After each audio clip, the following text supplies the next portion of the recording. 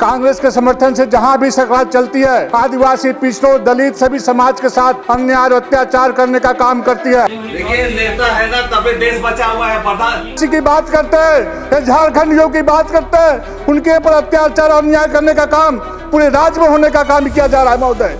नहीं, बिल्कुल आपका कंटेंट ठीक नहीं है। लाठीचार्ज करने का काम किया गया, पानी के बौछारें छोड़े गए। झारखंड में आदिवासियों पर हुई लाठीचार्ज का मामला अब सदन तक पहुंच गया और राज्यसभा में इस मामले की गूंज उठी है और पूरे मामले में आदिवासियों पर हुई कार्रवाई और लाठीचार्ज की उच्च स्तरीय जांच की मांग कर दी गई है।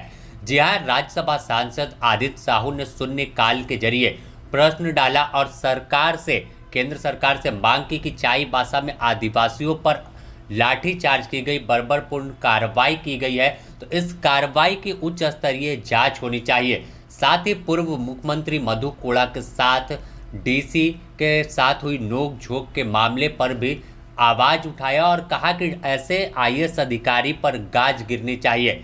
बता दें कि आदित्य साहू भाजपा के प्रदेश कार्यकारी अध्यक्ष है और राज्यसभा में सांसद है।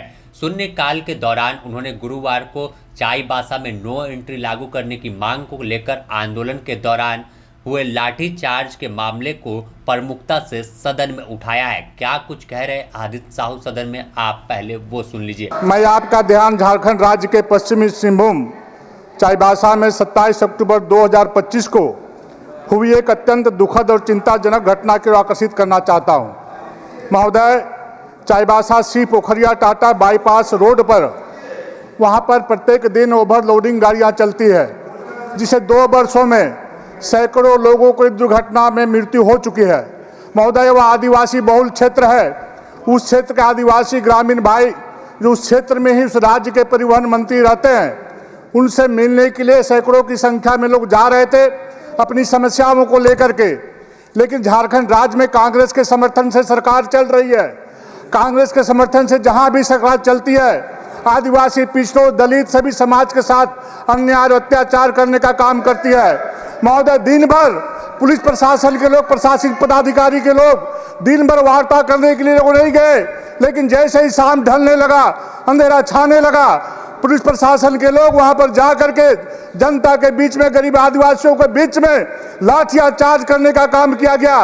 पानी के बौछारें छोड़े गए, गोली के बारूद के गोले बरसाए गए। इस प्रकार से अन्याय और अत्याचार करने का काम किया गया। महोदय, मैं ये कहना चाहता हूँ, कोई ऐसे निहत्थे आदिवासियों पर इस प्रकार का अन्याय और अत्याचार करने का अधिकार उस राज्य की सरकार, जिसे कांग्रेस का समर्थन से सरकार चल रही है, किसने दिया है? ये आदिवासी की बात करते हैं, ये झारखंडियों की बात करते हैं, उनके ऊपर अत्याचार और अन्याय करने का काम पूरे राज्य में होने का काम किया जा रहा है। महोदय, मैं कहना चाहता हूँ, उस घटना में 75 लोगों पर नेम डिफाइड किया गया है।